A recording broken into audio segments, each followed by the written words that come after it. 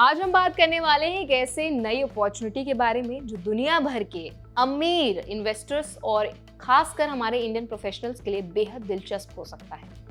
आप सोच रहे होंगे कि ये मौका है क्या और भारतीयों के लिए इसमें क्या खास बात है। आज हम समझेंगे ट्रम्प गोल्ड कार्ड के बारे में, इसके फायदे, जोखिम और इंडियंस को इस प्रोसेस में कैसे सावधान रहना चाहिए। तो चलिए फिर वीडियो को शुरू कर देते हैं। Hi, my name is Varsha Dubey and watching NBT tech it. Trump gold card को सितंबर 2025 में ऑफिशियली लॉन्च किया गया। पहले इसकी कीमत $5 मिलियन थी, लेकिन अब इसे $1 मिलियन कर दिया गया है, यानी कि लगभग 80% की बड़ी कटौती हुई है। इस कार्ड को पाने वाले व्यक्ति को अमेरिका में परमानेंट रेजिडेंसी मिलने जैसी सुविधाएं मिलेंगी।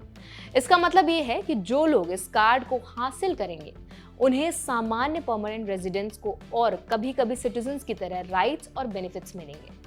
तो अब सवाल ये उठता है कि ये गोल्ड कार्ड कैसे काम करता है और कौन इसे अप्लाई कर सकता है। सबसे पहली शर्त यह है कि एप्लीकेंट को यूएस ट्रेजरी में $1 मिलियन का गिफ्ट देना होगा।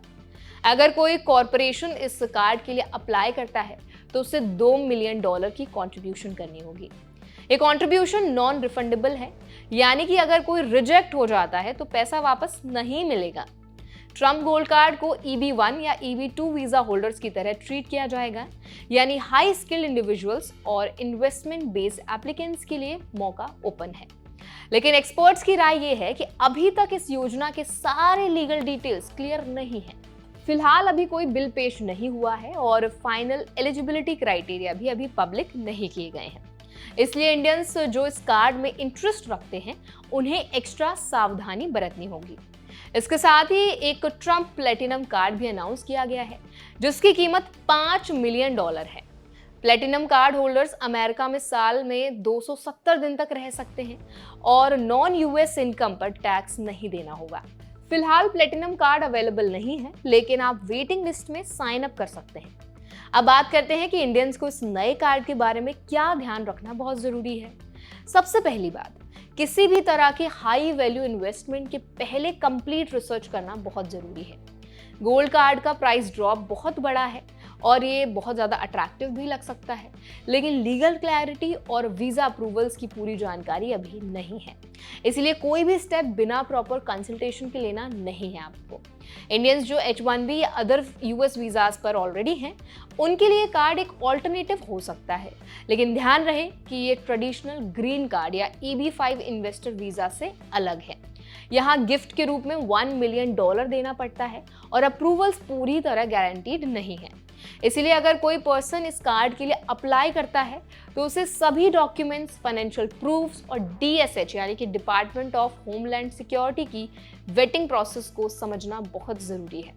ट्रम्प गोल्ड कार्ड की प्रोसेस कुछ इस तरह है। पहले एप्लीकेंट को प्रोसेसिंग फ़ी करनी होगी जो नॉन रिफंडेबल रहेगी। उसके बाद वीज़ा एडजुकेशन शुरू होगा, जिसमें एप्लीकेंट को अपने डॉक्यूमेंट्स सबमिट करने होते हैं। अप्रूवल्स मिलने पर $1 मिलियन का गिफ्ट यूएस ट्रेजरी में देना होता है।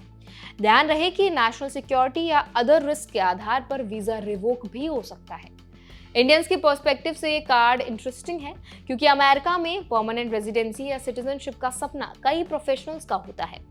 H1B या EB2, EB3 वीज़ाज की लंबी वेटिंग लिस्ट के बीच गोल्ड कार्ड एक ऑल्टरनेटिव रास्ता दिखा सकता है, लेकिन लीगल अनसर्टेनिटीज और हाई इन्वेस्टमेंट अमाउंट के कारण इसे आसान नहीं कहा जा सकता है। इसीलिए हर इंडियन एप्लीकेंट को प्रॉपर लीगल एडवाइस और फाइनेंशियल प्लानिंग की जरूरत होगी। अब देखिए, इसके फायदे भी हैं। गोल्ड कार्ड होल्डर्स को यूएस में रेजिडेंसी का स्टेटस मिलता है, इन्वेस्टमेंट बेस्ड क्रेडिबिलिटी बनी रहती है और ग्लोबल मोबिलिटी में फ्लेक्सिबिलिटी मिलती है। अगर आप प्लेटिनम कार्ड के लिए वेटिंग लिस्ट में हैं तो टैक्स बेनिफिट्स और एक्सटेंडेड स्टे ऑप्शंस भी मिलेंगे। लेकिन कुछ बातें हैं जिन पर आपको ध्यान देना जरूरी है। कोई भी हाई वैल्यू इन्वेस्टमेंट करने से पहले हमेशा वेरीफाई करें कि ऑफिशियल यूएस गवर्नमेंट सोर्सेज से ही इंफॉर्मेशन ली गई है। स्कैम्स और फ्रॉड्स केसेस इस तरह के न्यू वीज़ा प्रोग्राम्स में आम होते हैं, खासकर इंडियंस जो इंटरनेशनल इन्वेस्टमेंट कर रहे हैं उनके लिए एक्स्ट्रा इंपॉर्टेंट है। तो आई होप ये वीडियो आपको हेल्पफुल लगा होगा। अब आपको क्या लगता है कि जो इंडियन यूएस में रहना चाहते हैं, वहाँ की रेजिडेंसी चाहते हैं, क्या उनको गोल्ड कार्ड के लिए अप्लाई करना चाहिए या नहीं? हमें ज़रूर बताइए कमेंट सेक्शन में। और ऐसे और भी अपडेट्स के लिए, वीडियोस के लिए, इन्फॉर्मेशन के लिए हमारे चैनल NBT Tech Ed को भी ज़रूर सब्सक्राइब करें।